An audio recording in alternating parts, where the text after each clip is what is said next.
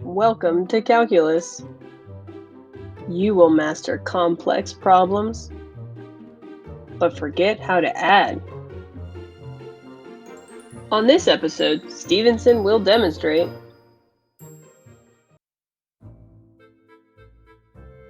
Welcome, thank you for joining me.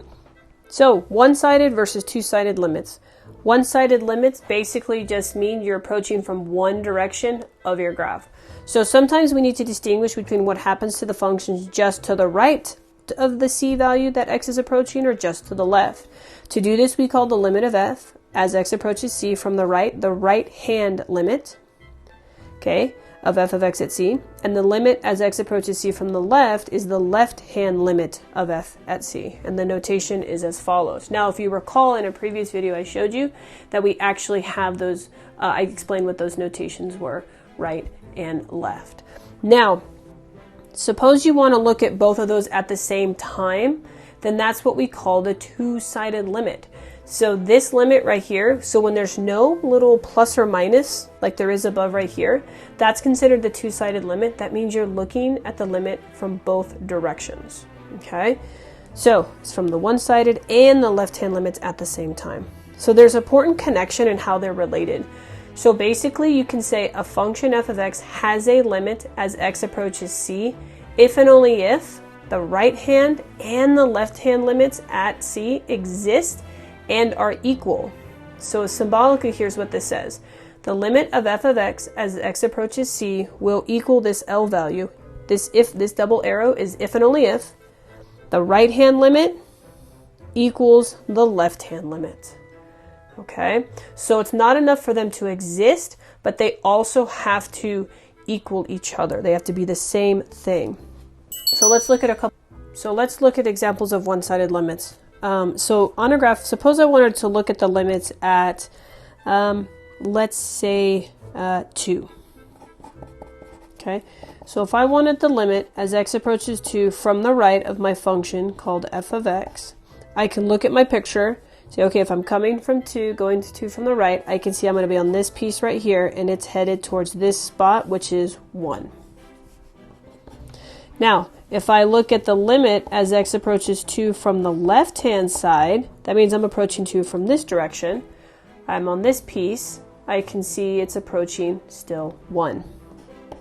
Now, these agree, therefore I can say the limit as x approaches 2 from both sides, notice nothing's there, of my function is in fact 1. Now, I can look at this from a piecewise. So let's say let's get some paper here. Yeah, sure, why not? We'll go like this. Okay, so suppose we cover this up, and I said, hey, what's the limit as x approaches 2 from the right? So what we would do is we'd look at our piecewise and go, okay, well, where's 2? Here's 2. Well, if I look at 2 from the right-hand side, that means I'm more than 2. So I'd be on this interval right here, wouldn't I? So I would plug 2 in, and I would see 2 minus 1 is 1. Now, I want to do the limit of f of x as x approaches 2 from the left. So here's 2, but if I'm from the left of 2 on a number line, that means I'm less than 2. So I would be on this interval right here.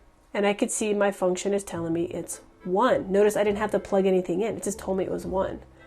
They both agree. Therefore, it is 1.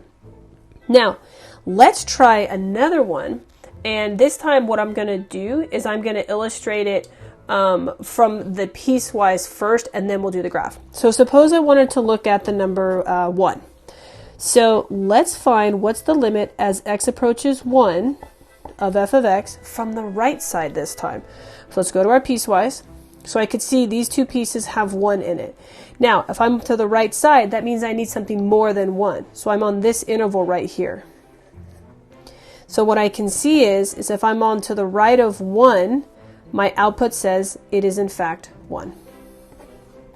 Now, if I find the limit of f of x as x approaches 1 from the left, well, to the left of 1 on a number line, right? If this is 1, the left side would be like 0, negative 1. It would be less than 1. So I would be on this piece right here. So if I want the limit on this interval here, then I'm going to use this piece. Well, what this piece tells me to do is I have to plug in x. Now, when this happens, just plug in the value that x is approaching. Don't worry about the sign. The sign is just telling you which direction. So I'm going to plug in 1 right here. So if I put 1 in here, that becomes -1 plus 1, which is 0. Now, notice these are not equal. Therefore, the limit as x approaches 1 of f of x does not exist. The two-sided limit does not exist because the one-sided limits do not agree. Now, let's look at the picture and see how we could have figured that out. So from here, if I'm looking at 1, so the limit as x approaches 1 from the right would be this piece right here. And I could see, look at that y value. It's going to be 1, which is what we got. Now, if I look at the limit of f of x as x approaches 1 from the left, here's 1, the left-hand side would be here, which is this piece. And I could see what is it going, as I get close to 1, what is my graph going towards? 0. Now visually look, do you see how the pieces, they're not lining up? So it almost makes sense that the limit does not, the two-sided limit does not exist because the left and right-hand limits don't agree.